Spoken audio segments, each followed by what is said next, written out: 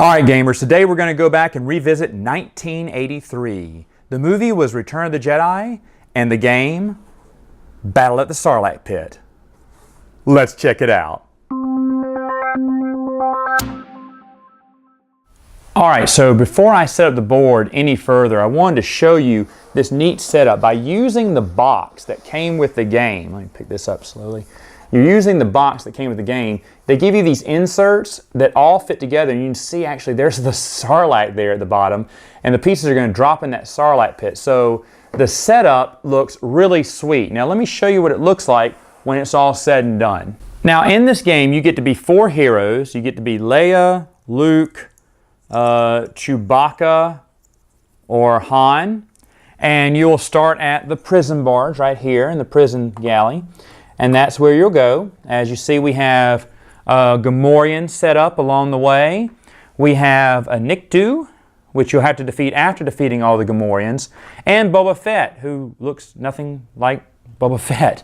And then finally, you have a very pale-looking Jabba the Hutt that sits there on the sail barge. Of course, the goal is to defeat all the Gomorians, the Nikto and Boba Fett, and then finally Jabba the Hutt. Now, to do that, what you're going to do is you're going to shuffle all these cards and you're going to deal out 4 to each player. And the cards are different things. They're different numbers or different things, change places with another player. Or it may have a Jabba the Hutt card, which I'll talk about in a minute. Or the Force, which lets you move 1 to 6 spaces. Now what you're going to do is on your turn, you're going to play one of your cards and move that many spaces on the board. And what you want to do is you want to eventually land up in between or next to a Gomorian guard. Remember, at first you have to defeat all the Gomorian guards before you can go on to defeat these 2, before you can go on to defeat Jabba the Hutt. So once you get to a Gomorian guard, what's going to happen is there's going to be a draw deck here, and you're going to draw the top card. Now, if it is a number or a force card, you just beat that Gomorian, and therefore you can drop him into the Sarlacc Pit. Oh no! There goes Han. Oh well, he's dead. Anyway, that's a really cool feature there. They fall right into that Sarlacc Pit. Wherever they, you drop them in, they just fall right in there into the Sarlacc Pit. So that's actually really cool. However, if I drew any other card, like if I drew a Word card or a Jabba the Hutt card, that means that Gomorian defeated me and I go all the way back to the beginning. Now, as the game progresses, any Gomorians you beat, you get a card that counts as 1 point there. The Nikto and Boba Fett both count as 2 points. And then going for Jabba gets 4. Now remember, you have to beat them in that order though. You have to beat all the Gomorians first before you can go to Boba and the Nikto. And then after you beat them, then you can face Jabba. Now, if you ever pull a Jabba card from the deck, where's the Jabba card? But if you ever pull one, off the top of the deck. These won't be in it when you shuffle it and give it out to the players. The players should not start with this. These should be shuffled randomly in the deck. When they pull a Jabba the Hutt card, not only are they defeated, but they get to move Jabba 1 space among these gray spaces here.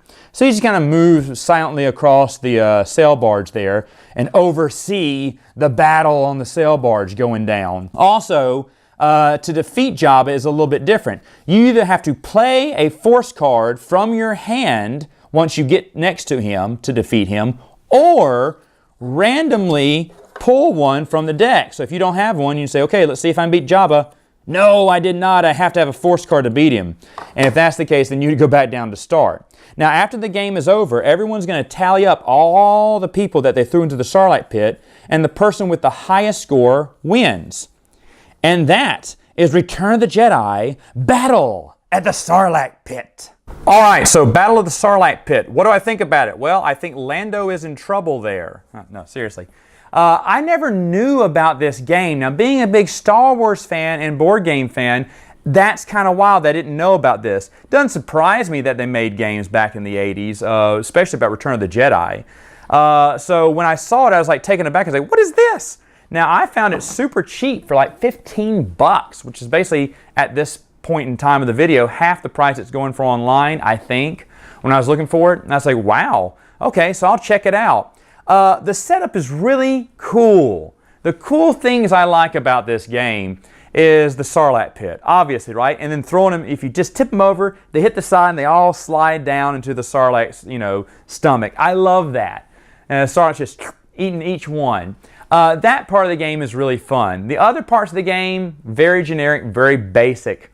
This is basically just to play the card, move, you win or you don't. Sure, it's a little harder when you get to Jabba the Hutt, and I do like how the point system works. Like you could knock off several Gomorian guards, or someone could knock off like 5 Gomorian guards, but if you knocked off Boba Fett or the Nikto and Jabba, you beat him because you have 6 and he had 4 or 5. So the point system is really neat, but other than that, there's not really a strategy here, and it's just a very simple game. Go straight, battle, battle, battle, battle, battle to the win. Yay! Someone's going to win. It is aggravating when you lose. You have to start back from the beginning, and then you're trying to play cards to catch up.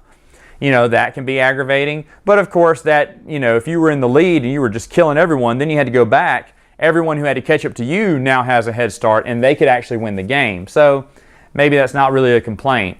The basic point is, should you get this game? I don't know. If you love Star Wars and you like old Star Wars games, sure. Like I said, the setup looks really neat. I had no idea this game existed, by the way. And it's fun for me. I'm glad I have it in my collection. I really don't suggest it to anyone because I'm sure there's better Star Wars board games out there, that's for sure. But back in the day, if I'd have had this as a kid, I'd have gone nuts over that Sarlacc setup. I probably would have played it a billion times. It would have been one of my favorite games ever, especially if you could play as an Ewok. But anyway, that's my 2 cents on it, gamers. So until next time, game on.